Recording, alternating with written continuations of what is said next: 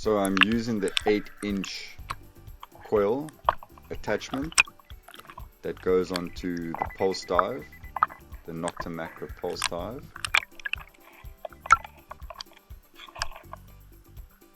You know it's going to be a good day when your first target of the day is a ring and a silver ring at that. My first target. So it's just awesome way to start. I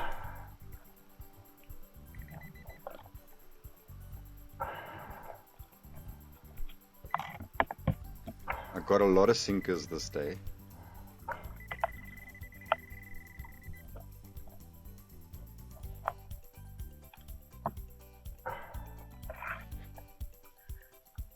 If I compare the 4-inch coil to the 8-inch coil, the 8-inch coil definitely has a greater depth compared to the 4-inch coil. That is for sure.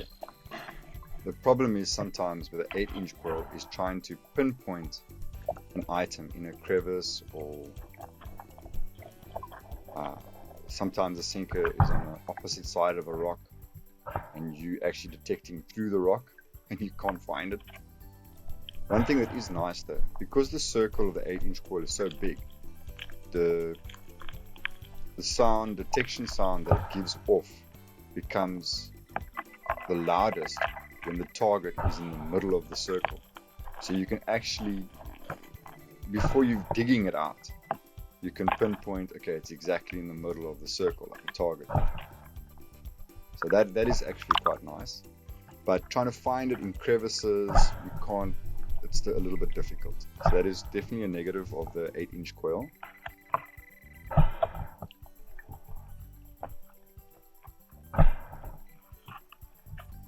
One extreme positive compared to the 4-inch coil is the, as you can see here, the waving action and your, what is it called? Your scope, your movement, I'm just not thinking the right word now, but your area coverage, that's it, your area coverage per second or per meter is a lot more. So you're actually covering a lot more ground, and I would say definitely double. You're saving double the time compared to the 4-inch coil, definitely. See, I'm trying to use a side of it to try and pinpoint where the target is.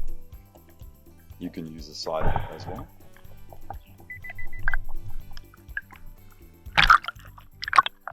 Another thing to remember is that if you have any metal objects like sinkers on your pouch or anything else that is metal on you, I noticed that when it's very shallow and the 8-inch coil is closer to your body, you tend to detect those items that are on your body by mistake a lot easier compared to using the 4-inch coil, which is obvious because the field on the 8-inch is a lot bigger. So your method of pulse diving is slightly different with the 8-inch. You need to be aware of that. So your style of searching does change slightly. I will say overall, I would rather use the 8-inch coil than the 4-inch coil. Bigger is definitely better. I do know of certain areas in the ocean where there is just so much trash, or so many targets per square inch or square meter, where a 4-inch coil would just obviously just work better. But I don't think, if you have an 8-inch coil, I don't think you're going to use a 4-inch coil again, most of the time. It's a product that is definitely an improvement. The movement through the water on the 8-inch compared to the 4-inch is basically the same. There is no major resistance difference between the 8-inch and the 4-inch. As you can see, the 8-inch is relatively thin, so it still glides and moves through the water pretty easily. The It's not like your wrist is going to start getting extra tired using the 8-inch compared to the 4-inch.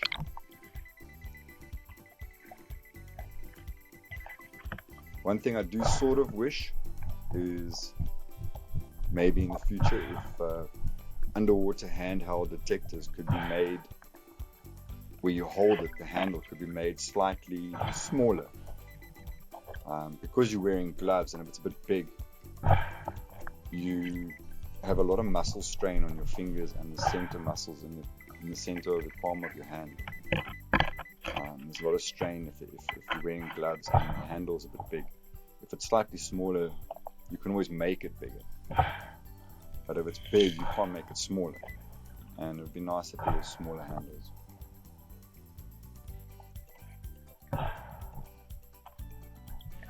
I've got a lot of sinkers in this video. I'm getting a bit tangled up with the leash. So your coverage is a lot quicker for the 8-inch coil.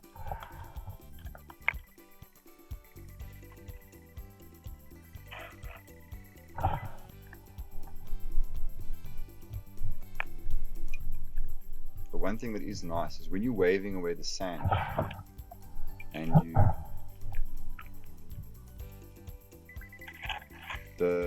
you put your 8-inch coil on the side of the hole and you put it sideways and you wave the sand through the coil, and if it's a light item you can actually hear it past the coil and you know you've got it out of the hole. If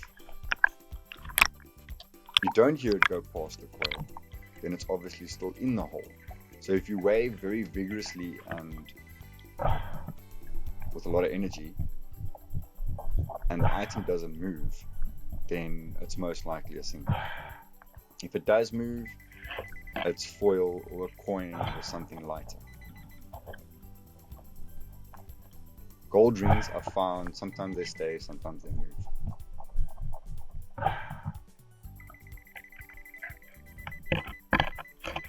You see, yeah, I'm struggling a little bit. This is one of the things with the 8-inch coil is that you can't pinpoint and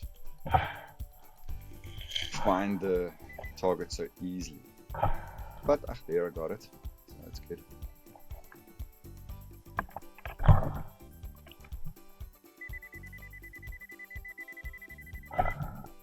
See, here I'm in a sandy area, and if you can see, I'm putting the coil on its side and I'm waving the sand through the coil. Another thing you can do is if you grab a handful of where you think the target is, you can grab it and you can stick your fist through the coil and you can see if you got it in your hand. Instead of waving on top of your hand, you can just stick your fist through it. So there's a big hook, stainless steel hook. I mean, personally, I would use the 8-inch coil over the 4-inch coil any day.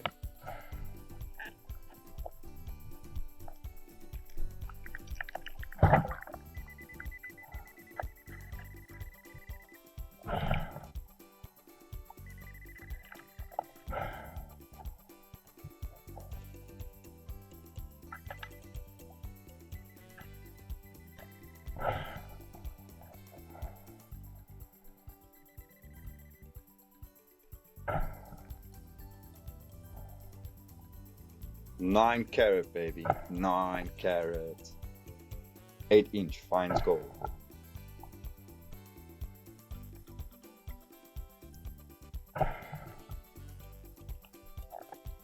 I got 2 gold rings this day. Close together. Unfortunately, the other one, I forgot to put my camera on. Well, I thought it was on, and it wasn't. So that's a second ring that I found already. And there's an old brass or old coin.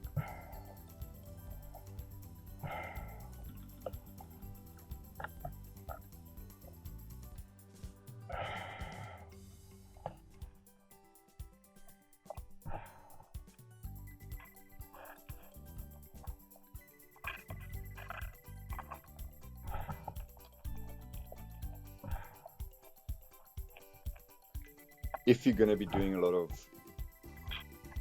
snorkeling or diving with an underwater metal detector, the 8-inch Nokta Makro underwater detector is definitely the way to go.